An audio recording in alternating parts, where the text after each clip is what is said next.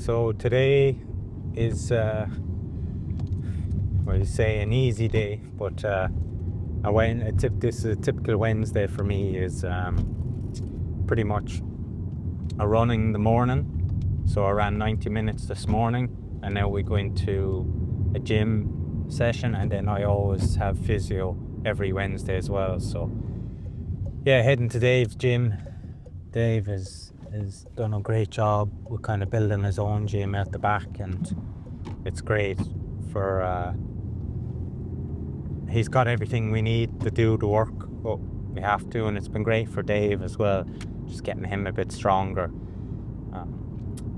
Like, it's enjoyable to kind of get us in here together and get this done as well. Obviously Dave won't be joining me today, but it's nice to have this convenience as well, just to do things alone and be able to do stuff I need to do, and kind of not fighting for machines with people. So it's lovely to have the bit of kind of privacy as well in the gym, and just take your time, you know.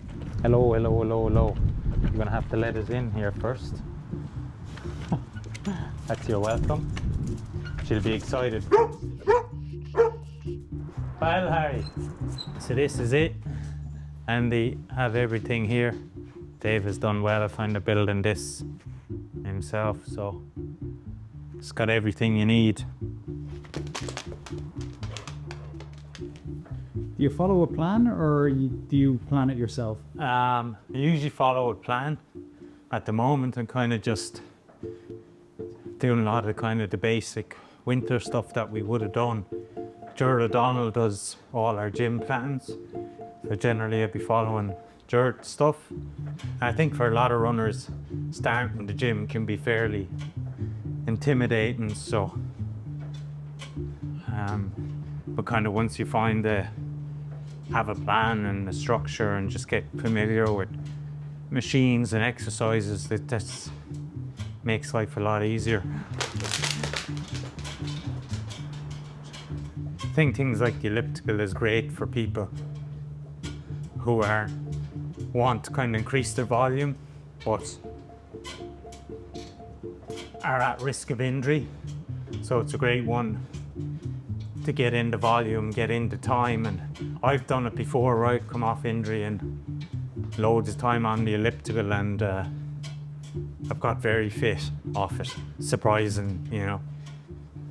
And then worked with people as well that I'll be coaching. I'm always encouraging people to get on the elliptical a lot more, or get on the bike. There's our 10 minutes done. You usually train alone? Most of the time alone, unless I have Dave, you know. And when it works with Dave's work schedule, you know, that kind of catches him, because he's already trying to work around his hours of running, you know. So the hardest thing for me, being honest, like running and getting out the door, yeah, it can be difficult. But I don't know what it is with the gym. Sometimes you make it out to be a bigger chore in your head than what it is. But generally, when I'm in the gym, I love it. You know, it's like I really enjoy it. I come out and I'm very happy that I've done it. And generally, my body feels a lot better because I've done it as well. So like, all this is just basically more warm up for me, just getting everything activated. I think the great thing with the gym though, as well, is like, you just get in, you get the body moving, you know, and you do feel better, rather than like running is just the same motion all the time. So it is good to kind of just get the body moving. Do you think it's an area that's neglected amongst runners? Not so much anymore. I think probably before, I was probably having neglect. It depends. Like, I think gym becomes far more important to people once you get injured, you know. You get, like, I would have never done gym for years and never had any issues, but then when an issue pops up, you know, then you probably need it a lot more and you need to be stronger. Versus then you get some athletes who are just fortunate that they never need it, you know, and they still perform very well. So I think one good thing with the gym is like even all this stuff, you're always just trying to be in tune with the body and focused on certain areas getting fired. You know, I know certainly for me, a lot of my weaknesses are coming around the glute medius and all these areas. So it's just getting all these things worked as well. You do a lot of plyometric stuff. Yeah, it's a lot of stuff like that at the start anyway. We're generally like start with a few of these hops, the trap bar hops, and then off. And then once we start going into kind of some heavier stuff, and then it kind of gets a bit lighter as we go then. And then sometimes I'm just obviously have Jared's gym, but then I kind of whatever bits of rehab and stuff for me, I just add in slightly as well from the hamstring. Like that's the most important thing for me as well. But I haven't had any issues with it in a good while. But I do find like if I try to stretch and my flexibility is very poor, as a lot of distance runners would be. I just find like the gym is good for me in terms of actually being able to use weight to stretch as well, to strengthen and stretch at the same time.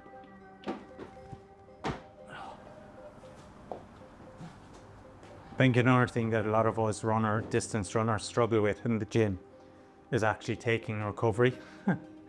When you do those, because we're so used to training, you're like 60 seconds is, you know, you're always off your rep. So like, that's one of the things most of us endured is generally given out to us in the past about is like, you do an exercise and you're like, oh yeah, there's like, you feel like, oh, I'm ready to go again. But realistically, in the gym, you need the bit more time in the recovery between the reps. Because obviously you're working a different stimulus as well.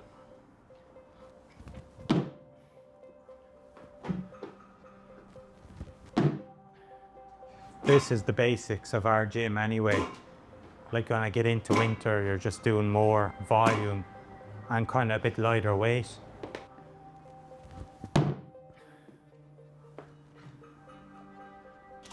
Like that's, I think, well, 115 kgs before, like, wouldn't be able to even get that up off the ground.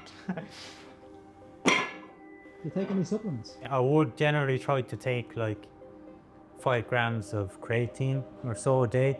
Like Evan Lynch, I would have worked with for a long time, and Evan is still always available to me when I have questions. But he kind of got me on the 5 grams of creatine or so a day for just for recovery after stuff like this as well, and kind of holding muscle mass. I think obviously when we're running a huge amount of miles as well, it's very easy to lose muscle mass. Which some runners will think that's great, but at the same time, you still want to be strong, you know. And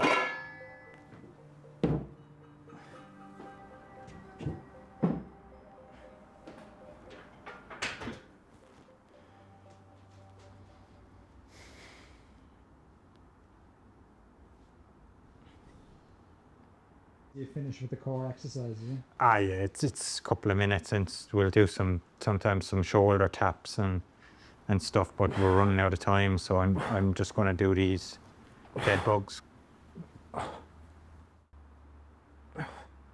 Oh, that's a killer. So that's even hard as well.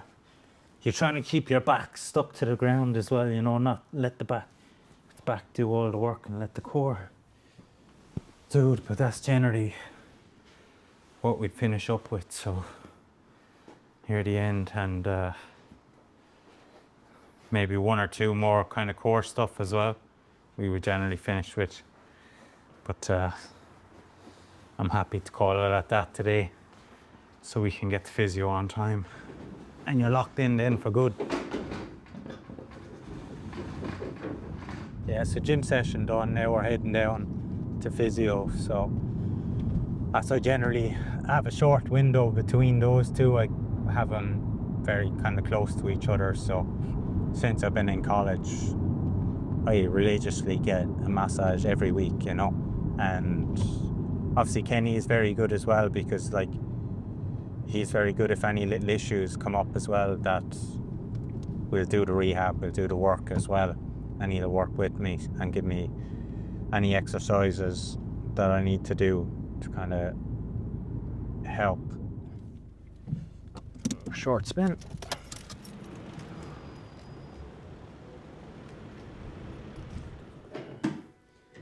So that's strange or exciting or?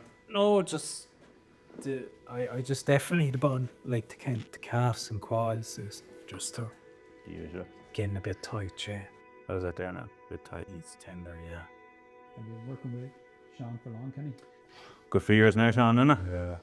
5 years? 6 years? Yeah. 5 or 6 Hey, years. you wouldn't even know how the time goes, yeah. No. Yes. Yeah. That is good 5 years, isn't it? I think so, yeah. What would be like the most common stuff for runners that they come in with? Achilles, plantar fasciitis, knee problems, general tightness, but like to keep on top of it, like it's a big help as well, you know. Like Sean is really meticulous when it comes to keeping on top of that stuff. Like you're here every week, you can't beat that. Like, you know, it's vital. Like especially when you're doing the volume and the intensity that you're doing at the moment. Like you need to be keeping on top of it, you know. It's like everyone. It's like it's a piece of cake, you know. Just you have a lot of ingredients. You need to get them all in there, like, you know. So keep on top of the strength stuff, keep on top of the nutrition, keep on top of the rest, keep the body loosened out as well. Like, that's all important, you know. Would you ever travel with the work, or would people mostly come to you? Last January? Yeah, last January. Last January we went over to... We took Kenny with us to Portugal to have him with us for the... Was it 2 weeks or so, or you were there for? I was there for a week. Yeah. And in Albufeira. Yeah. Well, the lads were over there training, so it was great, actually, great experience. You know. Like ideally you would love to be in the position to obviously, for me anyway, to be able to take Kenny with me everywhere I go, you know. Obviously that's the dream really, you know, being in your position. But obviously that all comes at financial cost as well, you know. It's just having someone there that I can just go, like, especially if someone like Kenny who knows me, is to go, this is starting to flare up, I need work today, you know. There's a high chance that people will get injured when they go to these things because they'll just throw themselves into doing the hard sessions, probably not recovering properly. Like, they say with Sean does his morning run, it's rest and recovery after. Whereas another guy would just go down to the beach there, or we go into the town, or and they're not recovering. So then over the course of like a week or fortnight, they're just not recovering. But as I said, the likes of Sean now is, he's so regimental in what he's doing that he'll take the time, put in the train, and take the time to recover and eat right after it as well, you know. But I think that comes with experience. Like, you've been going over there a while now, Sean, and other places as well. Like, I think like Sean's gone over there. It's part of his job. It is his job. Like some people go on camp and they go, I'm going to increase the training load. But like, being honest, when we go on camp, you're keeping the training load. You're just increasing your amount of rest, really. And then obviously if it's the likes of altitude, you need to rest more, you know, because you are working harder. It takes a bit of skill to just be able to chill out and relax and switch off. Not a holiday. Not a holiday. No.